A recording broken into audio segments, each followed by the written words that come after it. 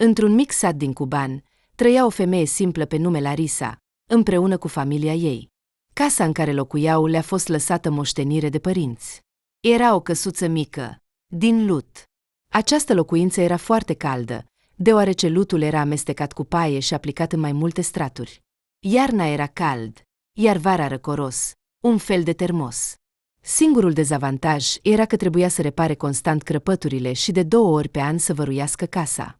Pe acoperiș era o țiglă făcută de mână, care fusese acolo încă de la construcție și își îndeplinea funcția cu brio. Larisa era o locuitoare de seamă a acestui sat, la fel ca bunica și bunicul ei din partea tatălui, iar părinții ei erau la fel. Casa, ca un păstrător al istoriei, a crescut în ea câteva generații, dar nu dorea să continue această tradiție de familie, voia să scape în oraș și să se înscrie la facultate la filologie. În clasa a 7-a s-a îndrăgostit de filosofie. Pentru o fată de vârsta ei, era neobișnuit să citească lucrările marilor filosofi, dar nu-i păsa ce spuneau ceilalți despre ea. Orice minut liber îl petrecea cu o carte în mână. Părinții o educau pe Larisa cu strictețe. O obișnuiau de mică cu viața grea de la țară. Creștea să fie o fetiță ascultătoare și harnică. La școală învăța destul de bine. Dar, imediat ce a terminat 9 clase, mama a angajat-o în colhoz, unde și ea lucra. La 15 ani, Larisa trebuia să mulgă vacile și să care găleți cu lapte, iar când nu erau suficiente mâini, să facă curățenie în grajduri. Tatăl lucra ca mecanic în același colhoz.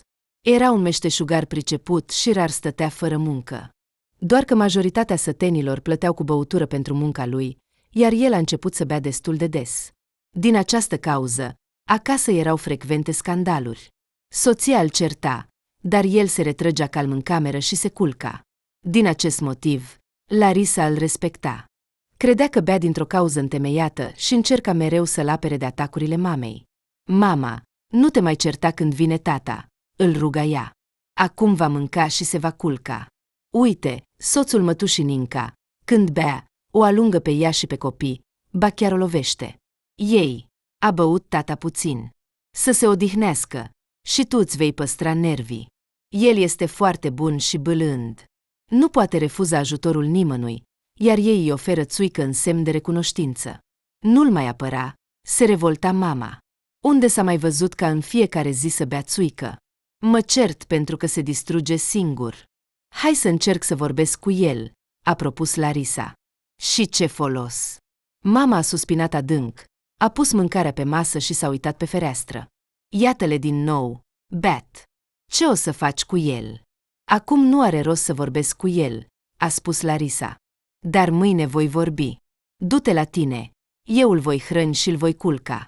Voi faceți scandal din nimicuri. Mai ales că nu bea mult. Se vede că o face pentru companie. Și nu în fiecare zi, cum spui tu, ci de 2-3 ori pe săptămână. Că tu strigi la el în fiecare zi nu înseamnă că el este tot timpul beat. Asta e o apărare, a hârșit mama și a plecat în cealaltă cameră. Deși casa lor era foarte mică, fiecare avea camera lui. Cândva, mama și tata dormeau împreună, dar când el a început să vină acasă beat, a fost nevoit să se mute în cea mai mică cameră, pe care o ocupaseră bunica și bunicul. De când nu mai erau, paturile lor stăteau goale.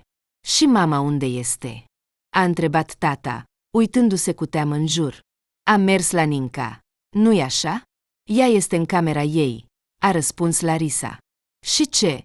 Nu a vrut nici măcar să țipe la mine astăzi. Tata era puțin surprins. Ea a vrut, dar eu am convins-o, a spus Larisa. Du-te și spală-te pe mâini și vino să mănânci. Noi, cu mama, am făcut astăzi colțunaș cu brânză. Mătușa Nina a adus smântână de casă. Mănâncă, sunt încă calzi. Mama i-a fiert de curând. Eu voi mânca din nou singur, a întrebat tata, supărat. În ultima vreme mă ocoliți. Eu voi lua cina cu tine, a spus Larisa. Nu ne ocolim, doar venim mai devreme de la muncă, iar până te întorci, ne-am obișnuit deja. Ar fi fost bine să stea măcar lângă el. Se vedea că tatăl era foarte supărat. Mamei îi place foarte mult că tu bei, a spus Larisa. Și mie. Ei. Eu beau doar puțin. Tatăl a arătat cu degetele. Așa, cu bărbații, pentru companie, după muncă. Și eu i-am spus asta mamei. Larisa l-a îmbrățișat pe tatăl ei. Încearcă să nu o supăr pe ea. Ea se îngrijorează pentru tine. Se teme că, pentru companie, la fiecare 2 zile ar putea avea un impact negativ asupra sănătății tale. Îmi pare rău. Tatăl se căia sincer.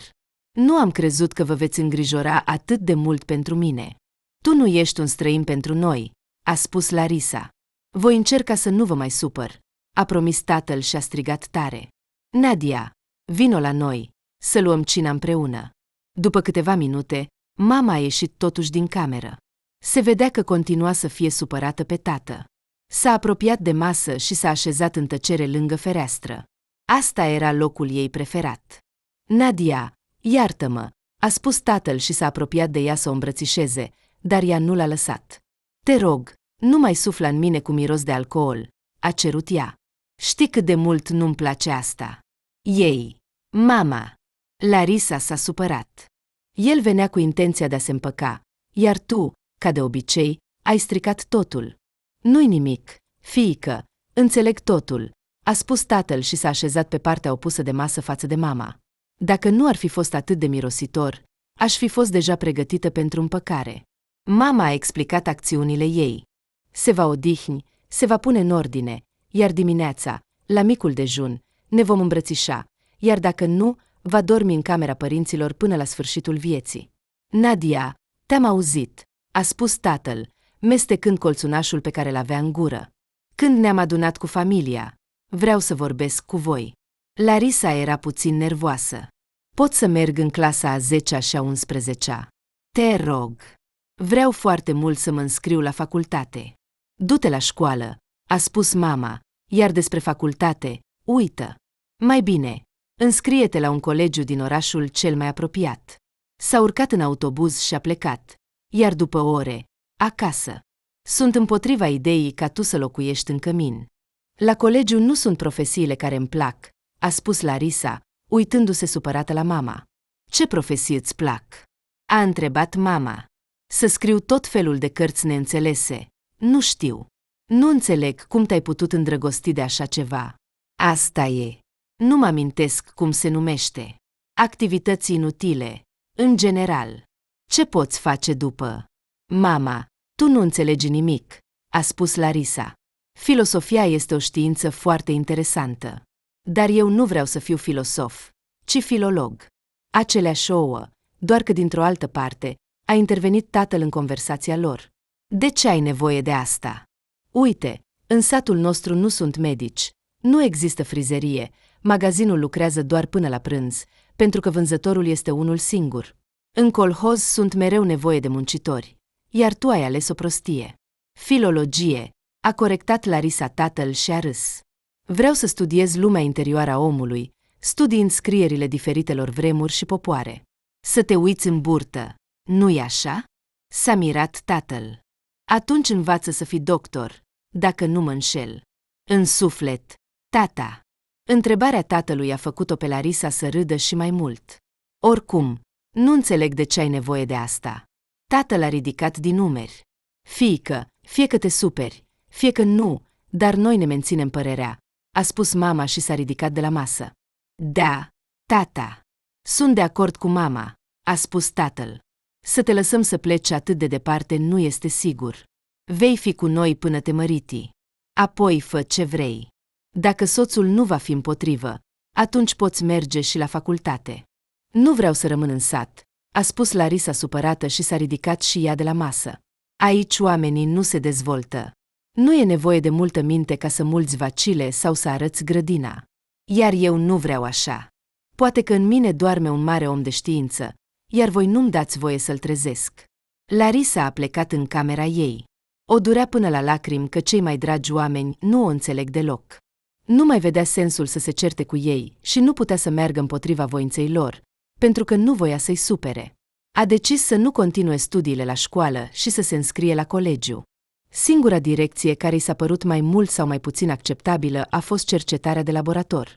După absolvire, putea lucra ca laborant în departamentul de control al calității în colhozul ei. Cu această alegere, părinții au fost de acord. Dar nu a durat mult până când părinții s-au bucurat de succesele fiicei lor. După primul an, Larisa s-a întors să lucreze în colhoz. Acolo l-a întâlnit pe tractoristul Ivan și s-a îndrăgostit nebunește. Relația lor s-a dezvoltat atât de repede, încât la mijlocul celui de-al doilea an de studii a trebuit să se căsătorească. Părinții ei nu plănuiau să devină bunici atât de devreme. Fiică, de ce te grăbești atât de mult? A întrebat mama, când Larisa și Ivan au venit să le spună despre sarcină. Așa s-a întâmplat, a spus Larisa vinovată. Copiii nu sunt răi, nu-i așa? Nu, desigur, a spus tatăl. Sunt chiar bucuros. Am convins-o pe mama ta să mai facă măcar un copil, dar ea a fost neclintită. Toată dragostea mea neconsumată va merge la nepot. E păcat că nu ai terminat școala, nu ai reușit să obții o profesie. Prefer să fiu mamă decât să fiu un laboratorist, a spus Larisa. Nu-mi place deloc să învăț asta. Oh, copii, mama a suspinat adânc. Voi vă grăbiți să creșteți. Apoi veți regreta, dar va fi prea târziu. Dar copiii sunt, desigur, întotdeauna bineveniți. Acum vom crește și nepotul. De ce nepot? A întrebat Ivan, de obicei tăcut. Poate că se va naște și o fetiță. Nu te mai lua de cuvinte, ginere, a spus tatăl Larisei. Dacă aș fi în locul tău, aș tăcea. Ai greșit, iar acum fiica noastră trebuie să suporte. Nu ești de acord? Sunt de acord. Ivan a înclinat capul cu vinovăție. Dar eu nu mă derc de responsabilitate. Ar fi fost bine să te derci, a spus tatăl Larisei. Te-aș fi îngropat cu tractorul tău. Când m-am gândit ce mi-ați putea face, eu însumi am vrut să mă îngrop. Ivan a zâmbit. Tată, de ce te iei de el? A spus Larisa. Hai să luăm cina împreună, în cercul familiei. Unde credeți că veți locui? A întrebat mama. Vania mă cheamă la el, a răspuns Larisa. El locuiește cu mama, ea nu vrea să-l lase. Exclus, a spus tatăl. Îmi pare rău, Ivan, dar locuința voastră nu este deloc potrivită pentru un copil. Casa este foarte mică și foarte fragilă. Am văzut cum încerci mereu să pui suporturi aici și acolo. Nu-mi doresc ca ea să cadă pe capul nepotului meu. Eu și mama am strâns puțini bani și plănuim să renovăm casa în acest an, a spus Ivan. Acum va trebui să investești în copil, i-a explicat tatăl Larisei. Vei locui la noi. Casa, desigur, este și ea veche, dar va mai rezista încă un secol.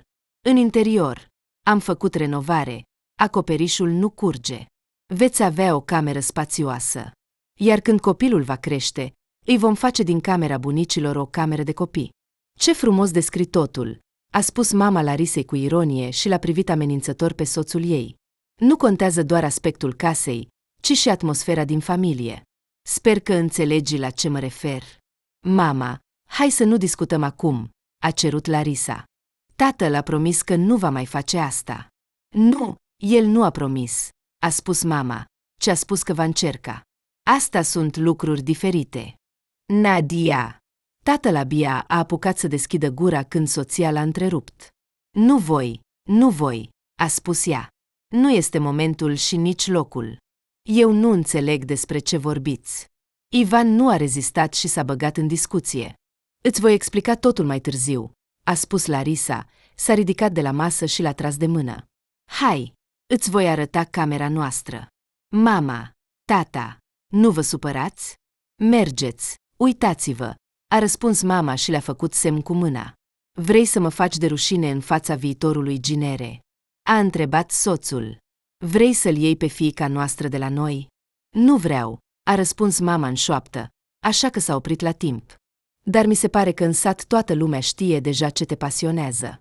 Și despre mama lui Ivan toată lumea știe, o babă certăreață. Floarea noastră nu s-ar înțelege cu ea. Despre soacră ai observat foarte bine, a spus tatăl. Iar să bei un pahar sau două aici toată lumea nu se va opune. Ar trebui să te uiți la mașină, a cerut soția lui. Va trebui să mergi mai des în oraș cu Larisa. Nu cu autobuzul. Ce să mai verific? A spus soțul. Ea este în stare de funcționare. O voi repara puțin și vom pleca. Dacă nu aș fi știut, nu aș fi spus, a spus soția. Ai spus asta de câțiva ani. Sper că de data aceasta vei lua în serios cererea mea. Ce? Bunico, ne pregătim pentru nașterea nepotului. Soțul a făcut că nu a auzit cuvintele ei. Sau a nepoatei. În orice caz, este o fericire. Mașina va fi în stare de funcționare, promit. După nuntă, Ivan s-a mutat în casa soției. Mama lui a fost furioasă că s-a mutat de la ea. Ea nu o plăcea pe viitoarea noră, iar acum a schimbat mama pe această fetiță. Deși fiul a promis că va veni la ea în fiecare zi după muncă, iar în weekend cu soția și în curând cu nepoțelul, ea tot nu a fost mulțumită. După câteva luni, s-a născut Stepan. Băiețelul semăna foarte mult cu Larisa. Bunica, văzându-le pentru prima dată, când au venit cu bunicul să-i ia de la maternitate, a dat din mâini. Parcă te țin din nou în brațe, micuță, i-a spus ea Larisei în lacrimi și i-a arătat nepotul bunicului. Uite cât de mult seamănă cu fiica noastră. Vreau să plâng de fericire. Ei, ai găsit momentul să plângi, a reproșat-o soțul ei. Vania, stai lângă mine, iar fetele cu bebelușul vor merge în spate. Nu vreau să văd cum soția mea își șterge nasul. Cred că ele vor plânge în cor, iar băiatul va susține. De ce mama ta nu a vrut să-l întâlnească pe nepot? Se simte rău în ultima vreme, a răspuns Ivan și s-a lăsat pe scaun. În curte, aproape toți rudele îi așteptau cu baloane albastre și flori. Sub un acoperiș era o masă imensă cu diverse feluri de mâncare. Se aștepta o sărbătoare mare, care, ca de obicei, nu dura o zi. Larisa a fost foarte încântată că a fost primită așa, dar dorea foarte mult liniște și pace. A acceptat felicitările, s-a scuzat în fața oaspeților, a luat bebelușul și a plecat cu el în casă. Soțul a urmat-o. În camera lor era deja un pătuț cu un baldachin albastru. În colț era o cărucioră frumoasă de culoare albastru închis. Pe masă erau așezate scutece, cămăși, pantaloni și căciulițe. Pătuțul era aproape plin de jucării, iar lângă dulap erau câteva pachete de scutece și un întreg sac cu lucruri utile. Ce surpriză!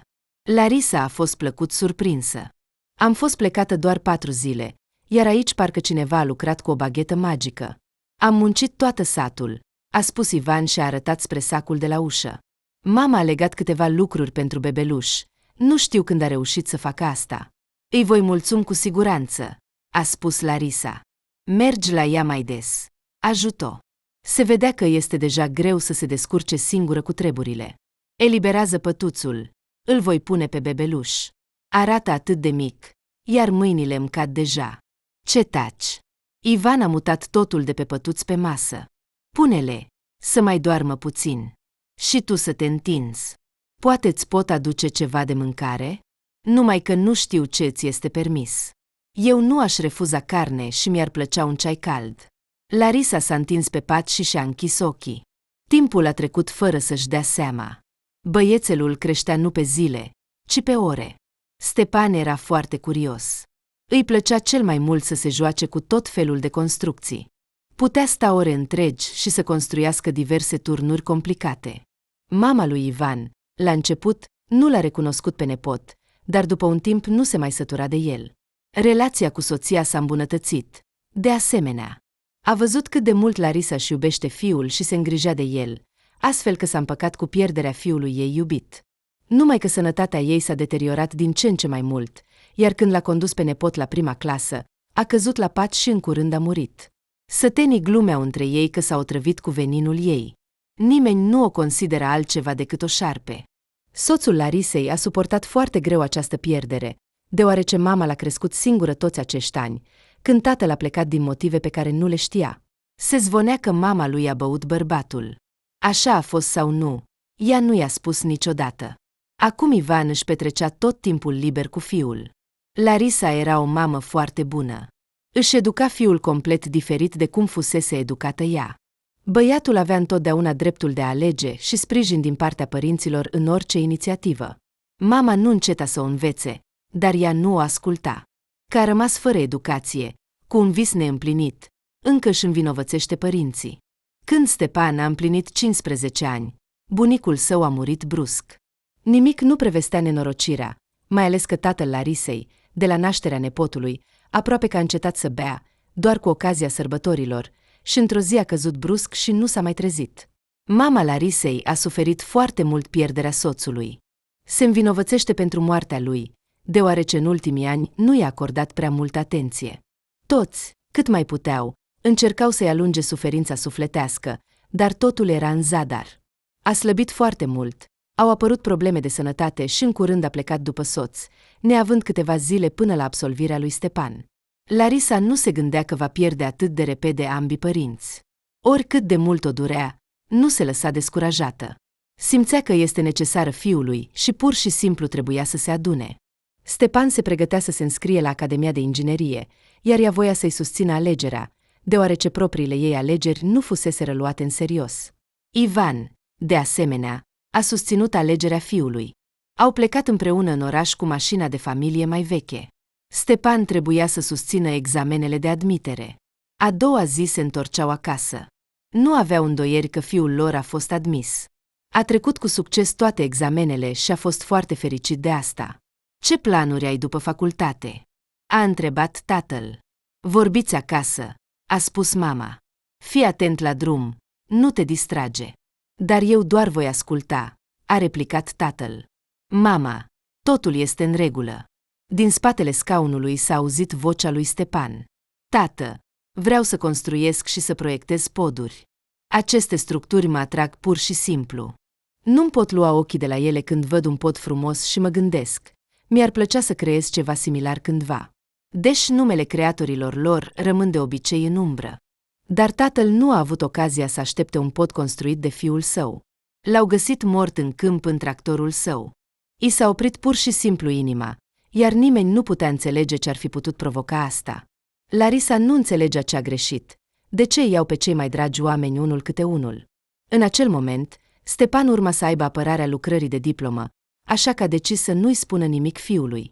Știa că se va supăra și ar putea să-și piardă visul. Dar apoi a realizat că fiul ar putea să nu ierte asta. Înmormântarea a avut loc imediat după ce Stepan a susținut diploma. Dacă nu ar fi fost fiul, văduva îndurerată ar fi înnebunit. Dar viața a continuat. Fiul a stat în sat până la sfârșitul verii. Nu putea să-și lase mama singură cu durerea. Apoi s-a întors în oraș pentru a-și găsi un loc de muncă. Plănuia să se stabilească acolo și, în timp, să-și aducă și mama acolo. Ambiția lui Stepan nu a întârziat să apară. A devenit un element de bază al unei firme de construcții cunoscute. Proiectele lui impresionau cei mai pretențioși clienți. După un an, deja conducea una dintre sucursalele firmei. Mama nu se mai sătura de fiul ei. A reușit să aibă succes, deoarece a simțit întotdeauna sprijinul constant al celor dragi. Aceștia l-au susținut nu doar financiar, ci și moral. Și iată o femeie simplă de la țară, fostă mulgătoare, se pregătea să meargă în orașul mare, la fiul ei, cu un motiv plăcut și fericit. În sfârșit, băiatul ei și-a întâlnit jumătatea. În câțiva ani, a reușit să se stabilizeze, a cumpărat mai întâi un apartament, apoi o mașină, iar apoi a decis să-și întemeieze o familie. Stând pe peron, Larisa a privit mult timp pasagerii vagonului ei. Își alegea mental 3 dintre ei cu care ar dori să fie vecină. Și, cum s-a dovedit mai târziu, 2 dintre ei i-au fost alături. Într-un compartiment confortabil al trenului, pe care fiul ei l-a plătit, stătea la fereastră și, împreună cu copacii și stâlpii care treceau pe lângă ea, în minte îi trecea toată viața ei. Își amintea de propria nuntă zgomotoasă. Atunci, întregul sat a fost în sărbătoare timp de 3 zile, dar nu avea nicio rochie deosebită, nici voal, nici bijuterii scumpe. Totul era modest, pe stil de țară. De fapt, nu avea nevoie de această pompă, era fericită și asta era suficient. Îi amintea și de soacra certăreață, care din prima zi a urât-o și o certa mereu că i-a luat singurul fiu. Larisa s-a supărat la început pe ea, dar acum înțelegea starea ei de atunci, pentru că acum trăia aceeași situație. Apoi s-a împăcat cu soacra, dar aceasta a plecat repede din această lume. Își amintea de neajunsurile tatălui și de cum mama se supăra mereu pe el, de cât de neplăcute erau certurile lor. Dar amintirile plăcute din copilărie ștergeau toate neajunsurile. Iar când s-a născut Stepan, viața fiecăruia s-a schimbat radical. Toată lumea înțelegea că băiatul nu trebuie să vadă lucruri rele și trăiau ca o familie unită. Pe măsură ce Stepan creștea, mama lui se străduia să facă totul pentru ca copilăria și viitorul lui să fie fără nori. Se lupta cu mama ei atunci când aceasta încerca să-l crească pe nepot după propriile sale standarde. O zâmbet ușor apărea pe fața ei când gândurile îi fugeau la Ivan, ce pasionat se iubeau unul pe altul și cât de mult îi lipsea acum. Îi părea foarte rău că el nu a reușit să împărtășească acest moment fericit împreună cu ei. Și faptul că a trebuit să renunțe la studii și să meargă să lucreze ca mulgătoare nu o întrista deloc. Tot ce se întâmpla în viața ei era adevărata fericire feminină. Larisa se gândea că viața s-a schimbat mult de atunci, dar oamenii au rămas aceiași. Sub stratul modernității, ei erau tot aceiași, doar complet diferiți. Gândul ei a fost brusc întrerupt de o agitație în vagon. A ieșit pe ușă și a văzut că din compartimentele vecine se uitau curioși, încercând să înțeleagă ce s-a întâmplat. Așa cum s-a dovedit, una dintre pasagere s-a simțit rău, iar trenul a trebuit să facă o oprire de urgență la o mică stație din apropiere. Acea pasageră era o bătrână drăguță pe care Larisa o observase deja pe peron. Era aceeași a treia pasageră pe care o văzuse lângă ea. Doamna în vârstă arăta foarte elegant. Părul alb era strâns cu grijă într-o coafură destul de înaltă. Machiajul părea complet neobișnuit. Rochia lungă de seară, de culoare smarald, arăta că probabil se întorcea de la un eveniment. Mantoul alb din blană, aruncat pe umeri, ascundea semnele vârstei de pe pielea mâinilor și a pieptului. O geantă mare, neagră, lacuită, de culoarea pantofilor, pe care o ținea sub braț, atrăgea cel mai mult atenția. Ce s-a întâmplat? A întrebat-o pe Larisa, pe când trecea prin fața conductoarei. Unei bătrâne i s-a făcut rău, a murmurat conductoarea în răspuns, fără să se întoarcă. Care? A reușit doar să întrebe Larisa. Doamna în rochie smarald. A răspuns cineva dintre pasagerii care stăteau la fereastră. Uite-o, o duc în ambulanță. Ei, stai acasă și împletește șosete pentru nepoți. Nu, se îmbracă necorespunzător vârstei și călătorește nu se știe unde. Cine știe ce probleme a avut, a spus Larisa și s-a apropiat de fereastră, unde stătea pasagerul indignat.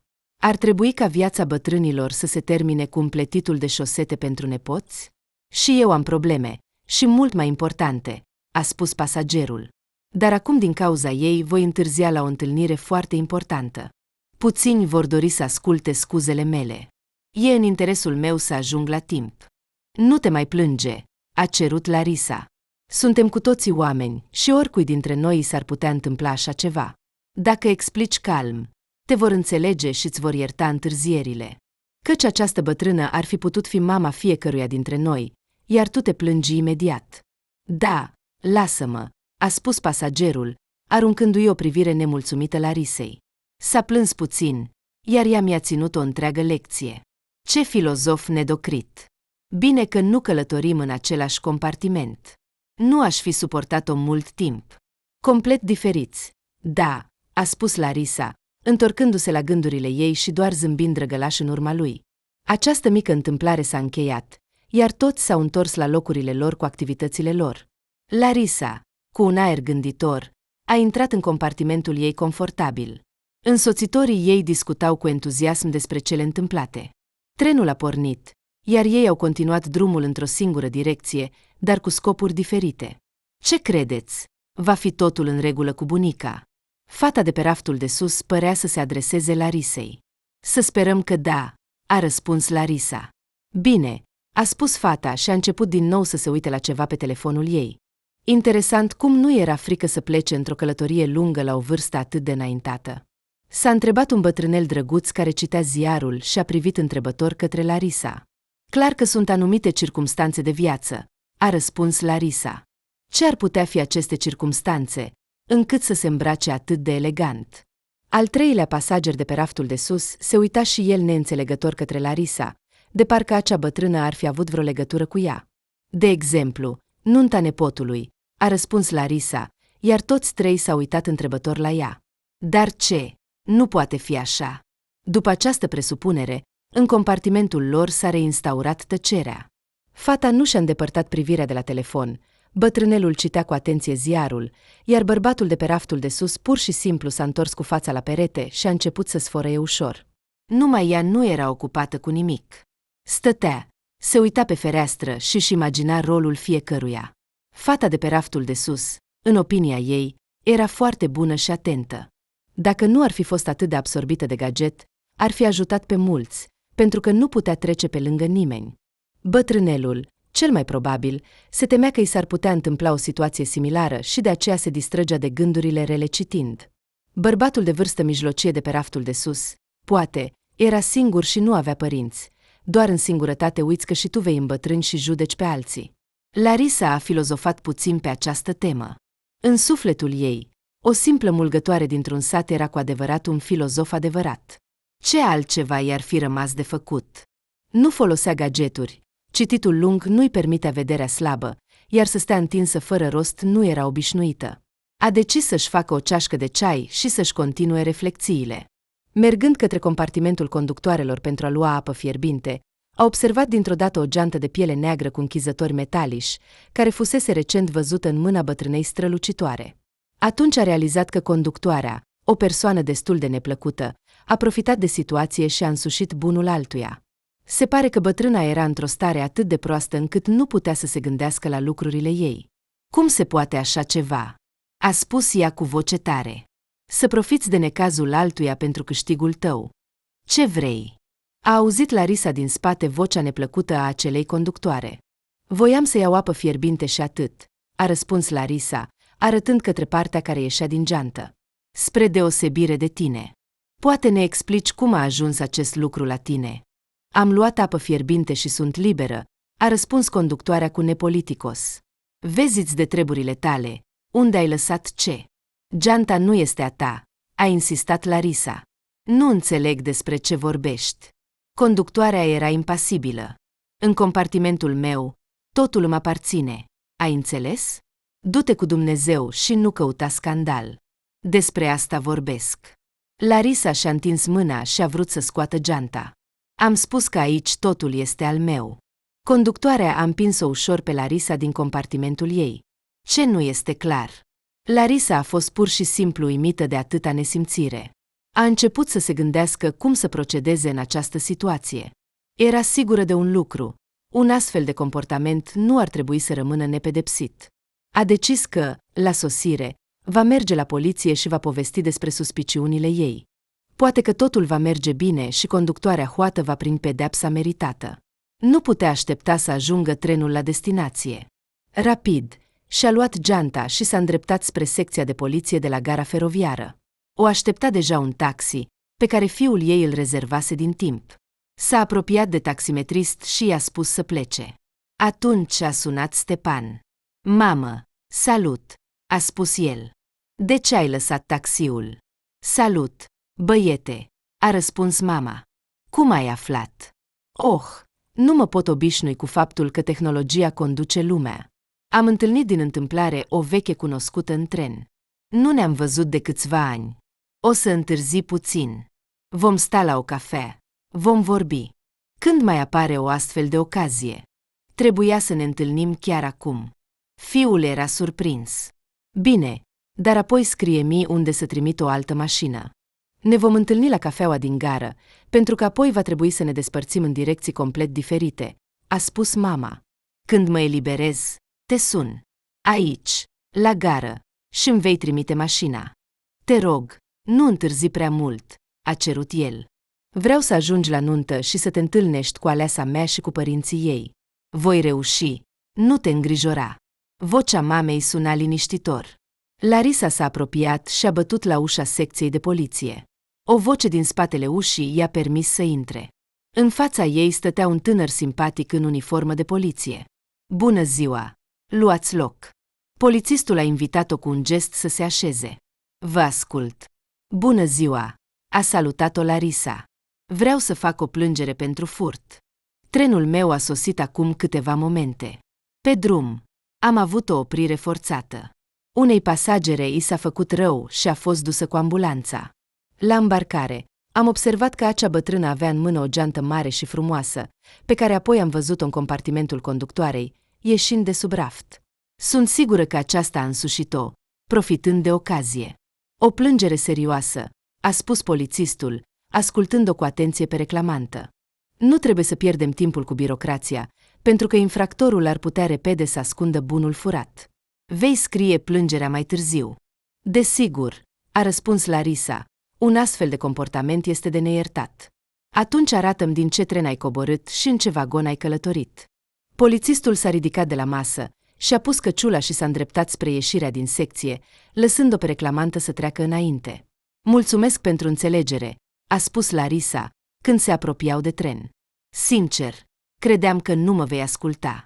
Larisa a gândit că doar datorită vârstei sale, tânărul polițist a fost atât de receptiv. Dacă în locul lui ar fi fost un coleg mai în vârstă, cu siguranță nu s-ar fi complicat cu o astfel de fleac. Pentru trenuri și gări, furtul minor era ceva obișnuit.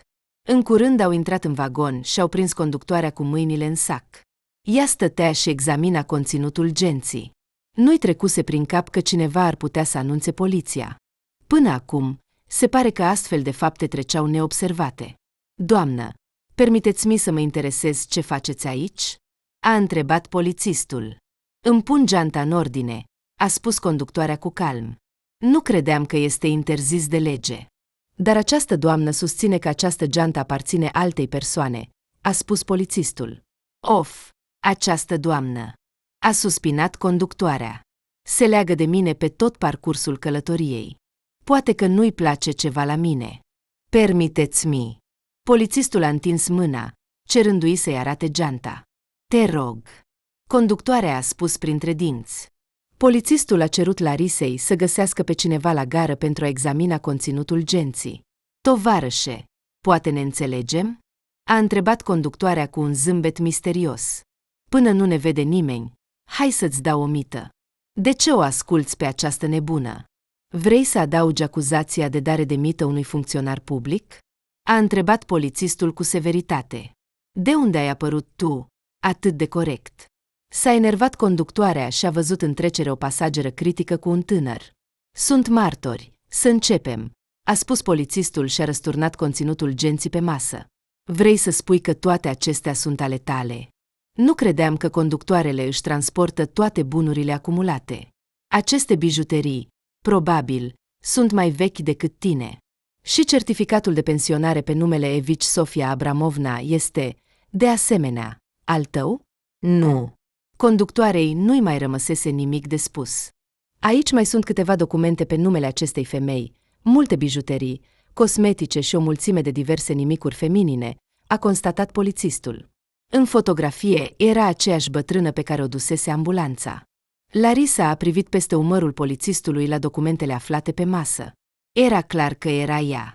Nu o poți confunda cu nimeni. Rar cineva la o vârstă atât de înaintată arată atât de elegant. Aici nu este pașaport. Să observi. Polițistul s-a adresat martorilor. Avea cu ea o mică geantă. Poate pașaportul era acolo? A presupus Larisa. Poate, a spus polițistul și a îndreptat privirea către conductoare. Sau poate te-ai debarasat deja de el. Nu, ce vorbești? S-a mirat conductoarea. Nu am atins nimic, cu atât mai puțin să arunc. Atunci, doamnă conductoare, haideți să mergem la secție, a spus polițistul. Dacă te vei comporta fără trucuri, ne vom descurca fără cătușe. Nu sunt necesare cătușele, a cerut conductoarea și a urmat obedient polițistul. În birou, conductoarea a scris o declarație de vinovăție. Martorii au semnat câteva documente, iar polițistul, luând contactele pentru orice eventualitate, i-a lăsat să plece. Voi cere să nu părăsiți orașul pentru o vreme, a cerut polițistul. Va trebui să semnați câteva documente. Sunt din localitate, nu am de gând să plec nicăieri, a răspuns tânărul care devenise martor. Iar eu am venit la nunta fiului meu, a spus Larisa, planificând să stau puțin în orașul vostru. Larisa a ieșit pe stradă și a sunat fiului ei. Acesta a comandat imediat o altă mașină, iar taxiul a sosit în câteva minute. Se uita cu entuziasm la peisajul orașului, care trecea pe fereastră.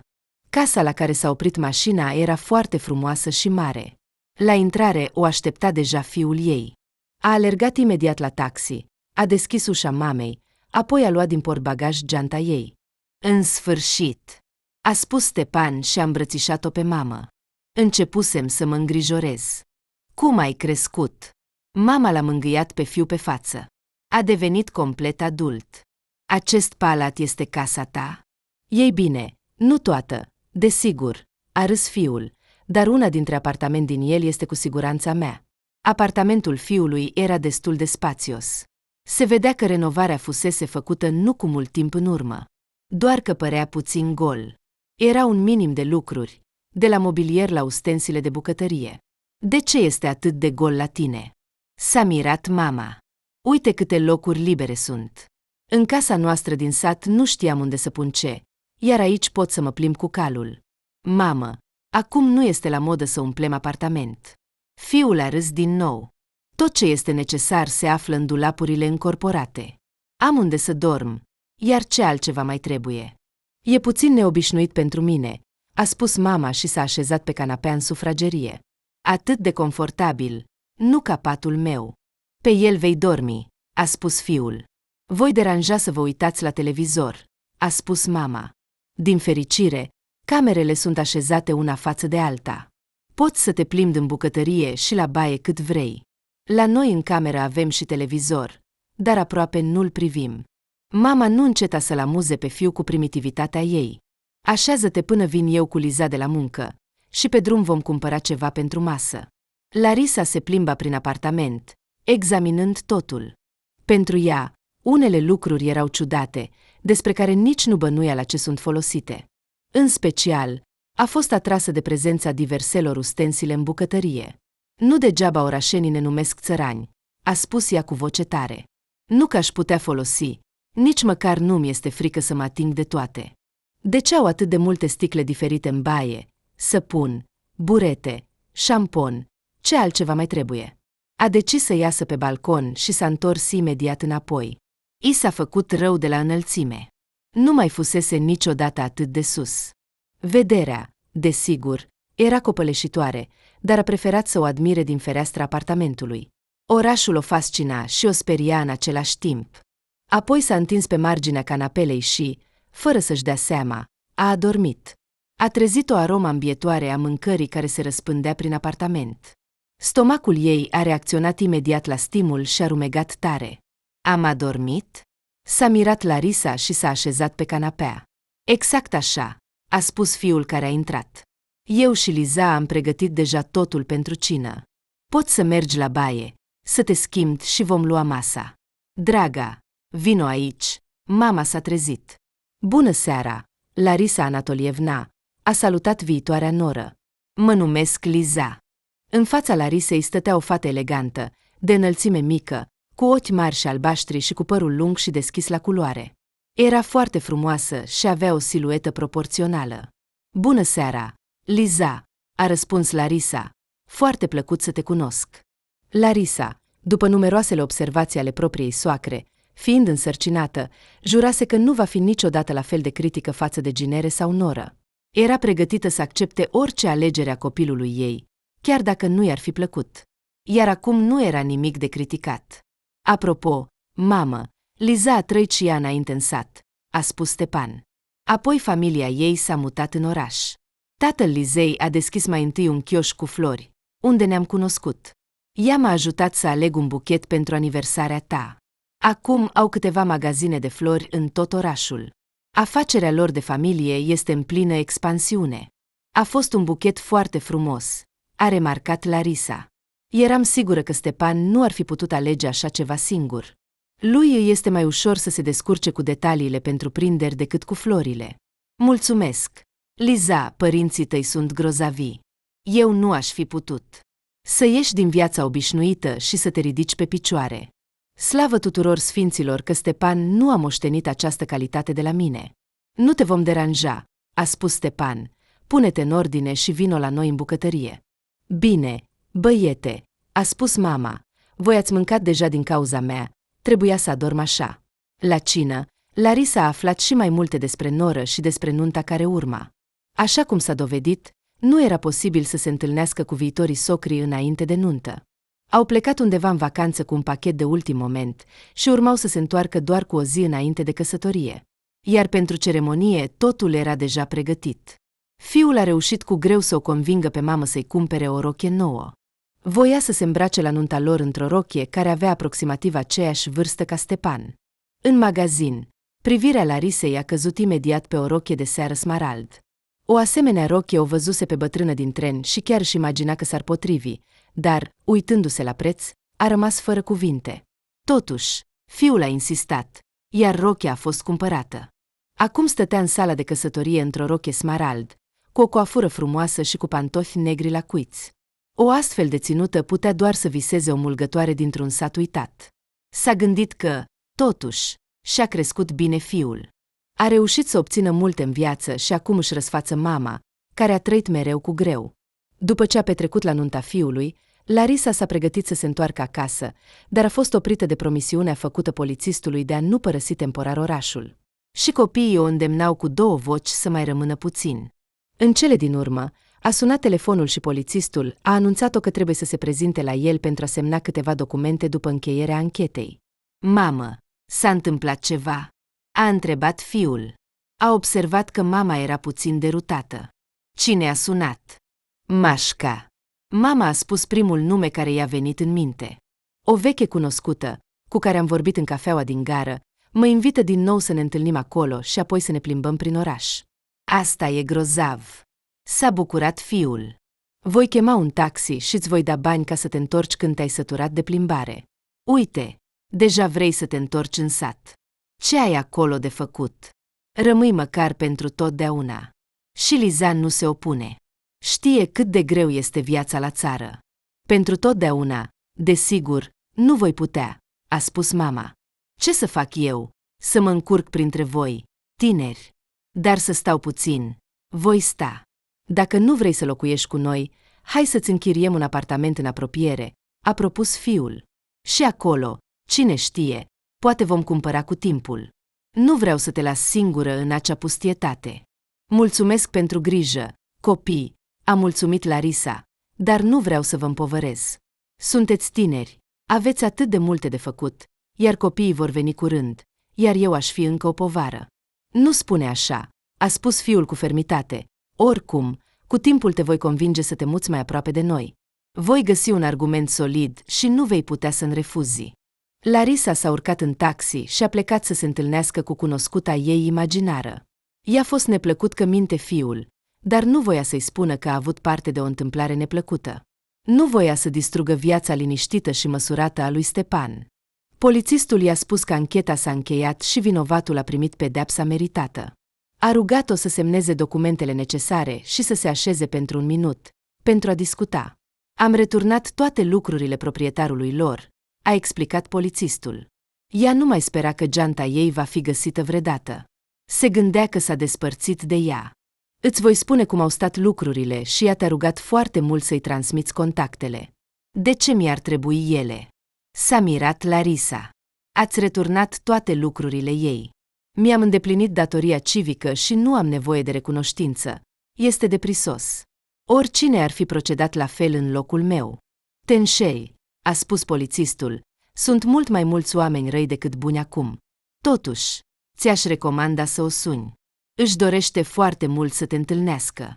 Nu-mi trebuie, a spus Larisa, punând pe masă foaia cu contactele bătrânei. Am făcut tot ce am considerat necesar. Am semnat toate documentele. Aici se încheie misiunea mea. La revedere!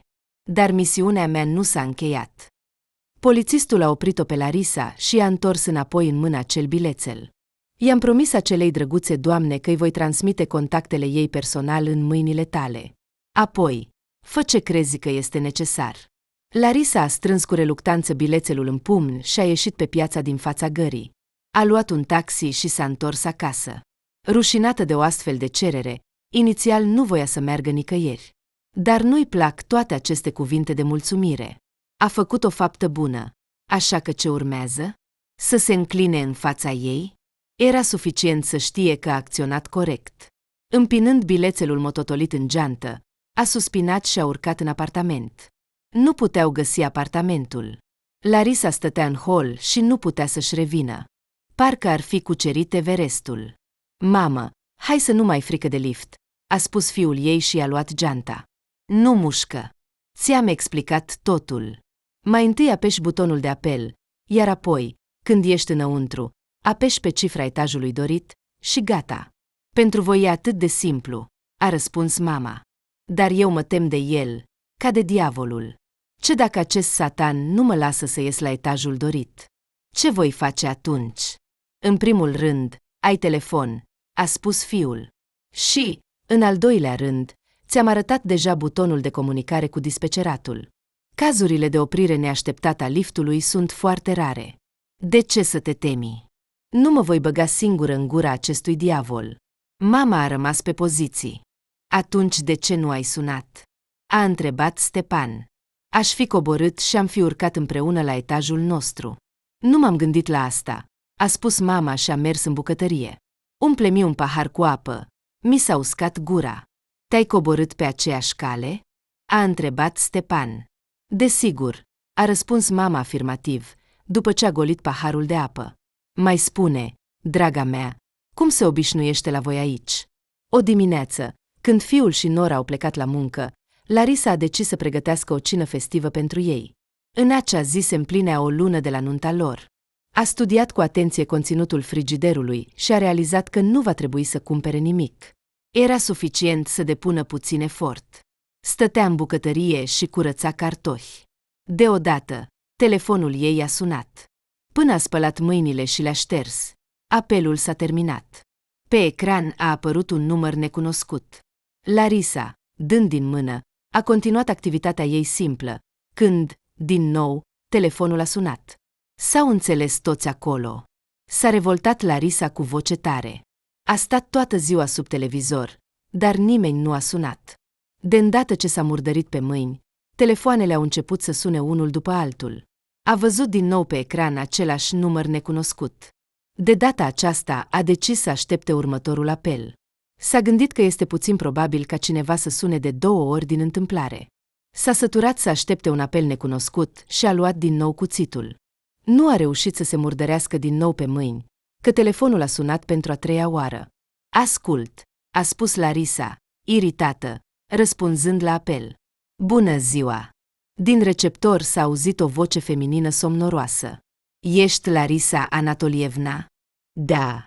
Larisa a fost surprinsă. Ce este? Mă numesc Sofia Abramovna.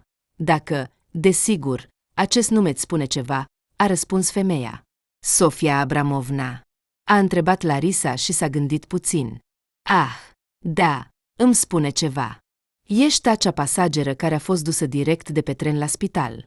Exact, a spus vocea interlocutoarei cu bucurie. Și tu ești salvatoarea poșetei mele. Se spune mult, a răspuns Larisa. Sunt doar atentă și nu suport lașitatea umană. Am nevoie foarte mult să mă întâlnesc cu tine, a spus Sofia Abramovna. Polițistul ți-a dat un bilețel cu adresa mea? Da, mi-a dat, a răspuns Larisa.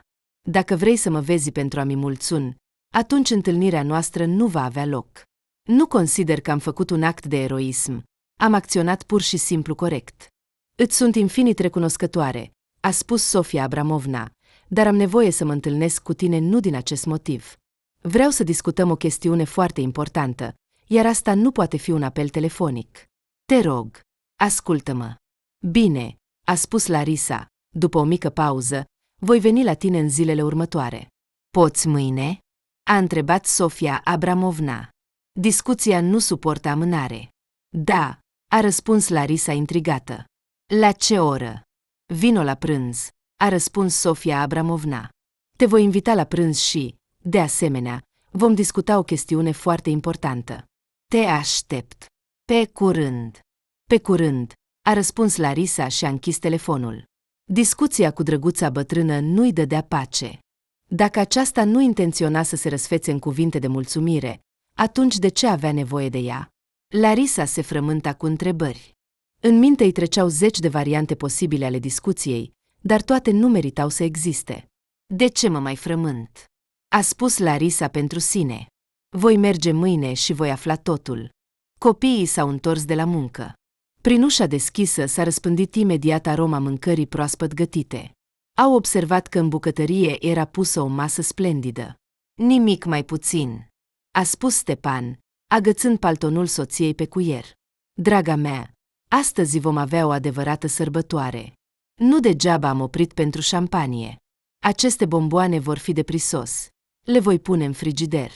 La mulți ani, dragii mei, a spus mama cu bucurie și a făcut un gest cu mâinile pentru a arăta că această masă este cadoul ei. Mulțumesc, Larisa Anatolievna, a spus Nora și a mers la baie să-și spele mâinile. Stepan, nu vrea să mă numească mamă, a întrebat Larisa pe fiul ei. Mi s-a părut că ne înțelegem. Mamă, înțelege, a cerut Stepan. Abia s-a întâlnit cu tine. Îi este greu să înceapă imediat să te numească mamă.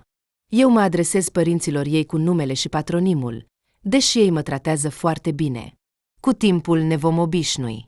Știi, mi se pare ciudat că cineva mă numește cu numele și patronimul, a spus mama. Vaca mă numea doar Mumu, și nici măcar nu întotdeauna.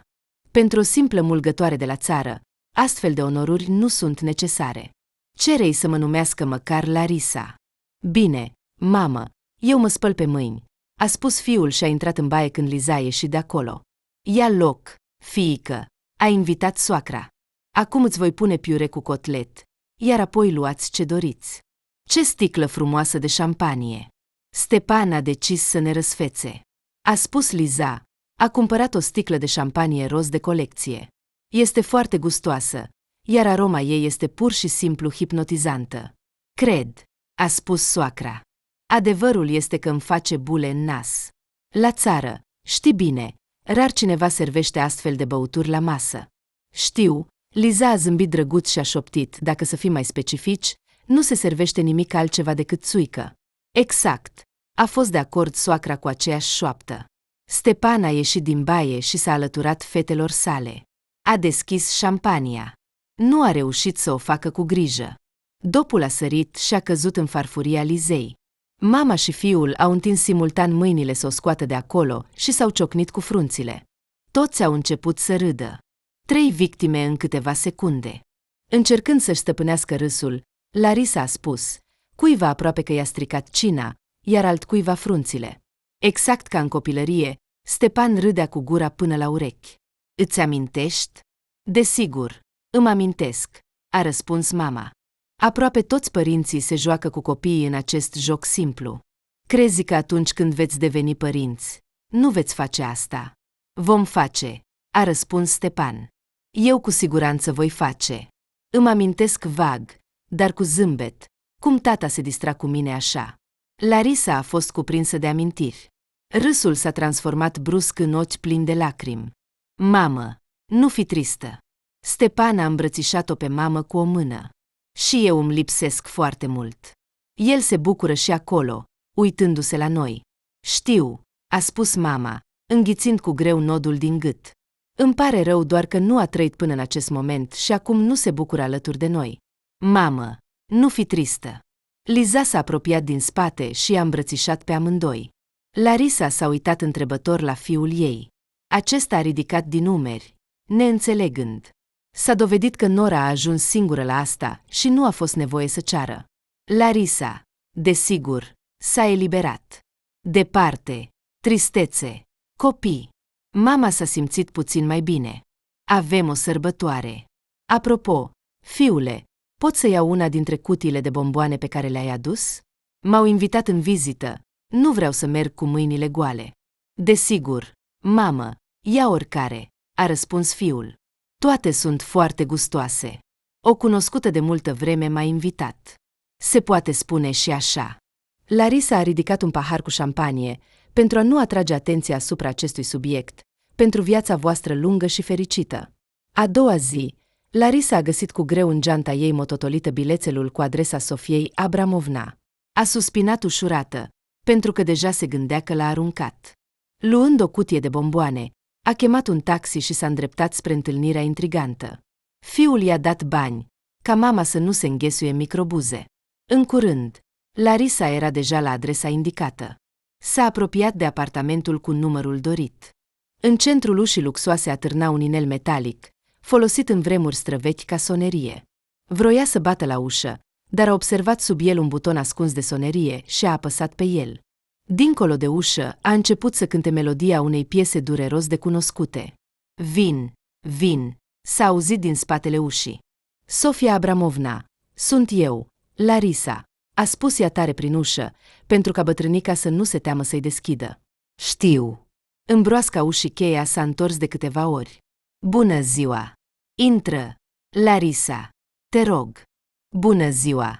Pășind înăuntru, Larisa parcă a ajuns într-o poveste. Acest apartament semăna mai mult cu palate regale. Mobilierul vechi lăcuit strălucea ca nou. Nu, mai bine. Acum nu se mai face așa ceva. Pe pereți erau atârnate picturi frumoase, realizate de anumiți artiști. Pretutindeni erau statui ale diferitelor domnițe în ținute colorate. În sufrageria în care Larisa a fost invitată de gazdă, pe peretele de deasupra șemineului era un portret mare al Sofiei Abramovna.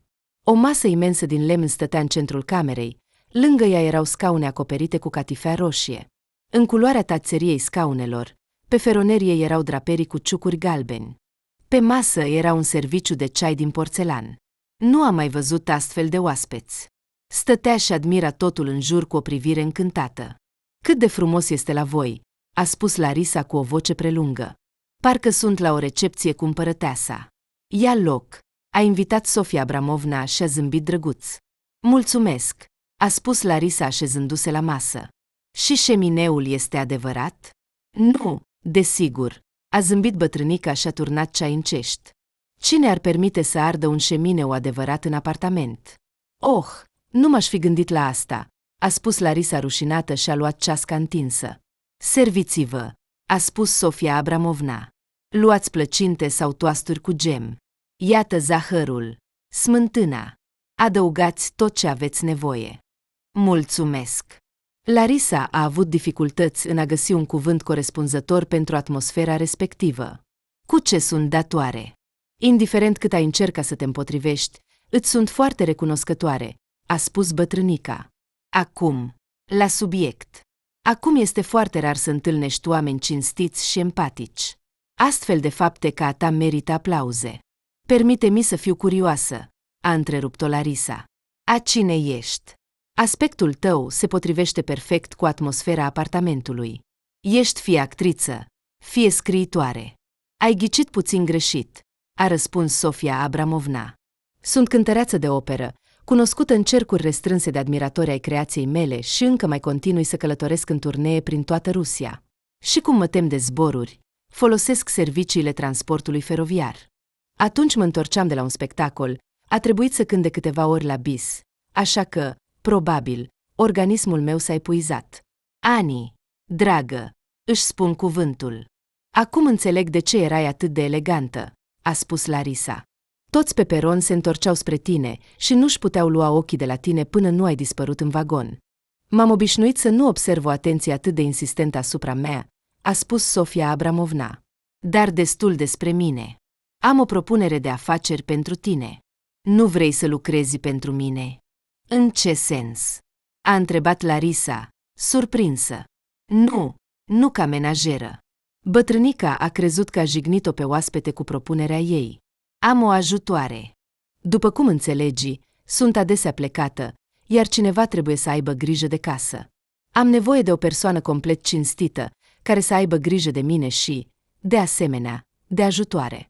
Așa a decurs viața, că au rămas puțini oameni în care poți avea încredere. Precedenta mea complice, spre marele meu regret, a murit. Și iată că soarta mi-a dat un indiciu. Ești exact persoana de care am nevoie. Sunt sigură de asta 100%. Ei bine, nu știu.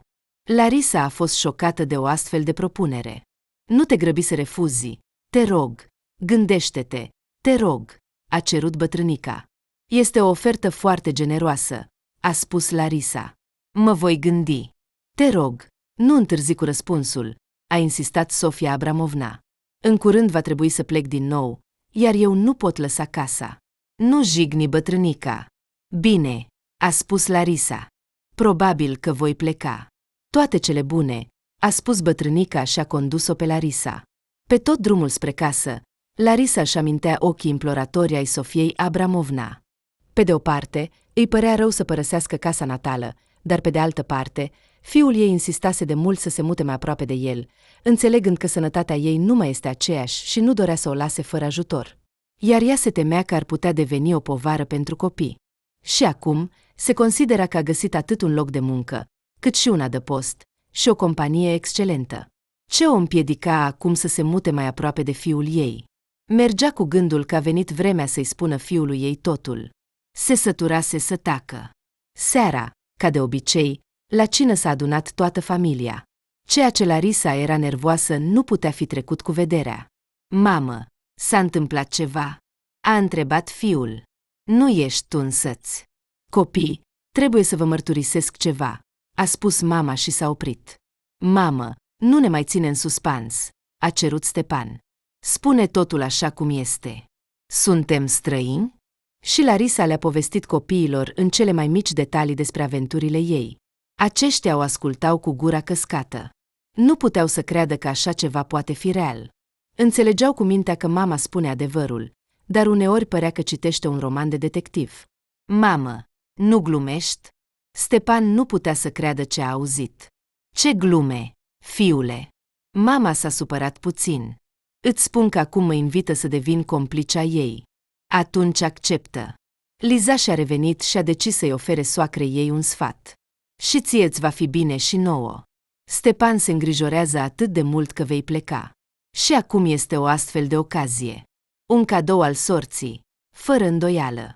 Susțin pe deplin cuvintele soției, a spus Stepan. Acum nu doar noi avem nevoie de tine, ci și Sofia Abramovna. Mâine mergi la ea și acceptă. Îți voi da bani pentru taxi, dacă e nevoie. Oh, copii! Mama a suspinat greu. Îmi este puțin frică. Ce dacă nu mă descurc? Cu ce? A fost surprins Stepan. Ți s-a propus doar să ai grijă de casă și de ajutoarea Sofiei Abramovna. Cu ce te descurci aici? Doar vei verifica dacă totul este în regulă. Și, deoarece nu ești obișnuită să stai fără muncă, poți să-i ușurezi munca ajutoarei și să preiei unele responsabilități. M-au convins. Larisa a dat din mână. Lizoca, tu stai mai aproape de frigider, scoate șampania, a spus Stepan. Un astfel de eveniment nu poate fi trecut cu vederea. Dar ne vom îmbăta, a observat mama. Și este un motiv. Încă unul, a spus Stepan, a deschis șampania și a turnat în pahare. Pentru o întâmplare fericită. Pentru tine, eroina mea. Fiule! Mama s-a rușinat și pentru prima dată a golit paharul cu șampanie. Dimineața, Larisa a sunat-o pe Sofia Abramovna și a spus că a luat deja o decizie. Bătrânica nu a mai vrut să asculte nimic și a spus că vrea să o vadă chiar acum. În câteva minute, deja stăteau la masă și beau ceai cu sandvișuri. Sunt foarte fericită că ai acceptat, a spus Sofia Abramovna. Mă interesează foarte mult ce a influențat decizia ta. Te rog, nu-mi spune dumneavoastră, a cerut Larisa. Nu sunt obișnuită să fiu adresată așa. Bine, Larisa, cum dorești, a fost de acord bătrânica. Așa mi este mai ușor. Ei bine, sunt dintr-un sat îndepărtat, iar aici sunt în vizită la fiul meu, a explicat Larisa. El s-a căsătorit recent, iar ei cu Nora nu vor să mă întorc înapoi, pentru că acolo nu mai am pe nimeni. Și mie mi este greu să mă despart de locurile natale. Ei bine, nu te împiedică nimic să te duci acolo când vrei, a susținut-o Sofia Abramovna. Poate ai dreptate, a spus Larisa gânditoare. Desigur, ai dreptate, a spus bătrânica cu încredere. Crezi că eu sunt o vedetă? Și eu am crescut într-un mic cătun. Singurele amintiri plăcute erau cântecele pe care le cântam aproape toată ziua. Toți vecinii se bucurau de vocea mea. Și când directorul Palatului de Cultură local mi-a spus că nu trebuie să-mi distrug talentul, eu nu înțelegeam cum aș putea să-mi părăsesc locurile natale. Și ea mi-a dat să înțeleg clar că, indiferent unde aș fi, cum i-ar fi viața, sufletul meu va fi tot timpul în cătunul meu natal. Și am crezut-o. Am plecat și m-am dus în oraș să mă înscriu la conservator. Da, a fost înfricoșător, dar ar fi fost și mai rău să mă întorc înapoi fără nimic. Și am fost admisă și am terminat conservatorul. Am la activ mii de arii de opere interpretate. N-aș fi crezut niciodată că ești dintr-un sat. Larisa a întrerupt-o din întâmplare pe interlocutoare. Nu ești singura, a spus Sofia Abramovna. Fanii talentului meu s-au împrăștiat în colțuri diferite ale țării. Este evident că, odată cu vârsta, oamenii nu doar că se schimbă, ci își schimbă adesea și viața. Mulți dintre ei sunt deja de vârsta mea, iar în lumea modernă cântatul meu nu mai interesează pe nimeni. Călătoresc și cânt pentru cei care încă apreciază acest tip de artă. Și în cătunul meu natal mergi des? A întrebat Larisa. Din păcate, cătunul meu nu mai există, a spus Sofia Abramovna, iar ochii ei s-au umplut de lacrimi. Acum trece o șosea de importanță internațională. Îmi pare rău, a spus Larisa. Niciun gram. Sofia Abramovna a alungat cu abilitate gândurile triste și și-a pus mâna pe inimă. El a fost mereu, este și va fi aici. Eu trăiesc doar cu aceste amintiri. Ești o femeie foarte puternică, a spus Larisa. O astfel de forță de caracter poate fi invidiată. Scuză-mă, dar unde este familia ta? Nu am avut timp să-mi întemeiez o familie, a răspuns Sofia Abramovna. Cu profesia pe care mi-am ales-o, pur și simplu nu era posibil. Am fost căsătorită de câteva ori, dar nu am avut copii. Și cine ar avea nevoie de o soție cu un stil de viață? Azi aici, iar mâine acolo. Așa au trecut anii tineri. Întreb dacă regret? Nu, dacă mi-ar oferi o șansă să-mi trăiesc viața din nou, aș trăi-o exact la fel. Așa a devenit o simplă mulgătoare de la țară, complicea unei cântărețe. S-a dovedit că Larisa și Sofia Abramovna au foarte multe în comun. Puteau să comunice ore întregi, așa, despre nimic. Larisei îi plăcea foarte mult să asculte poveștile din viața gazdei. Apoi mergea în vizită la fiul ei și la nora sa și le povestea ce a auzit cu o zi înainte. Aceștia așteptau cu nerăbdare să vină mama, pentru a asculta o nouă poveste despre viața unei cântărețe odată celebre. După 6 luni, Larisa a devenit bunică, iar ea a început să se împartă între 2 case. Iar când gazda pleca în turneu, ea lăsa totul și pleca să viziteze locurile natale. Uneori mergeau toată familia acolo. Era foarte fericită. După pierderea celor mai apropiați oameni, nu mai spera că în viața ei poate fi ceva bun. Își amintea din ce în ce mai des de cuvintele fiului ei, că nu a fost întâmplător că s-a aflat în momentul potrivit, în locul potrivit. Cadoul sorții era cu adevărat un nume potrivit pentru ceea ce i s-a întâmplat.